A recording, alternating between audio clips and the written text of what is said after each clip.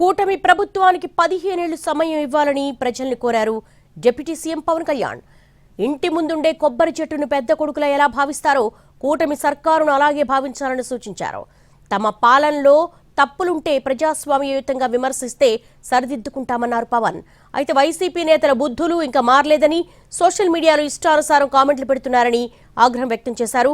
మారకపోతే తనలోని గట్టితనాన్ని చూస్తారంటూ హెచ్చరించారు. ఇక్కడ మనకు కనిపిస్తున్న కోనసీమ కొబ్బరి సీమ ఇది. ఒక కొబ్బరి చెట్టు మనకి ఫలం ఇవ్వాలి అంటే కనీసం 8 నుంచి 10 సంవత్సరాలు పడుతుంది. పూర్తి స్థాయిలో దాని ఫలితం చూడాలంటే కనీసం 15 సంవత్సరాలు పడుతుంది.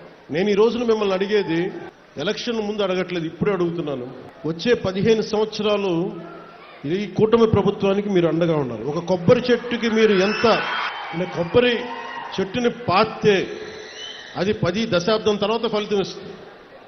అలాగే మీరు పెట్టుకున్న నమ్మకం అన్ని సమస్యని రాత్రికి రాత్రి చేయటం కుదరదు.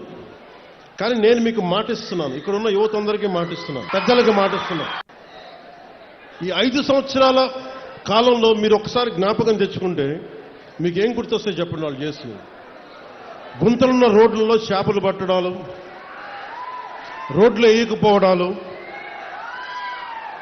కాలువలు మరమ్మతులు చేయకపోవడాలు, ఏదన్నా అడిగితే కేసులు పెడతారు. ఇలాంటి భయానకం వాతావరణం నుంచి ఈ రోజున హక్కుగా కోనసీమ జిల్లా మినీ గూడ్స్ యూనియన్ డ్రైవర్లతో సహా మీరు వచ్చి మాకు ఈ సమస్య ఉందని చెప్పుకోగలుగుతున్నారు. నేను దానికి స్పందించగలుగుతున్నా. కానీ ఇదే మీరు గత ప్రభుత్వంలో కానీ ఒక్క ఎమ్మెల్యే దగ్గర కూడా మీరు చేయగలిగేవాళ్ళ.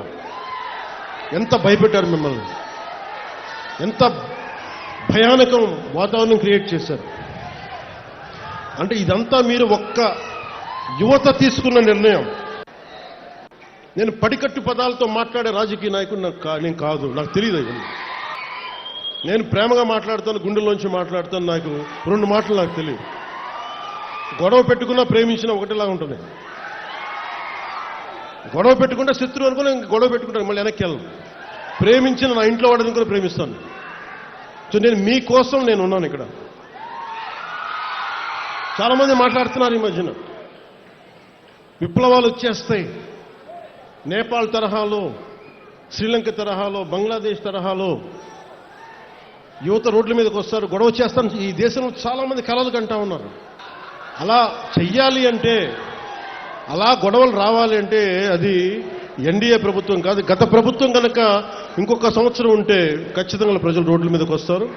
అలాంటి తిరుగుబాట్లు నడపడానికి మేము ఎప్పుడు సిద్ధంగా ఉండాం. అదృష్టవశాత్తు మన ప్రజాస్వామ్యం చాలా బలమైంది. మీ నిర్ణయం అమూల్యమైంది. కాబట్టి గొడవలు లేకుండా ఒక్క ఓటు అనే ఒక ఆయుధంతో మొత్తం ప్రభుత్వాన్ని మార్చేశారు. ఇప్పుడు మన ముందున్న బాధ్యత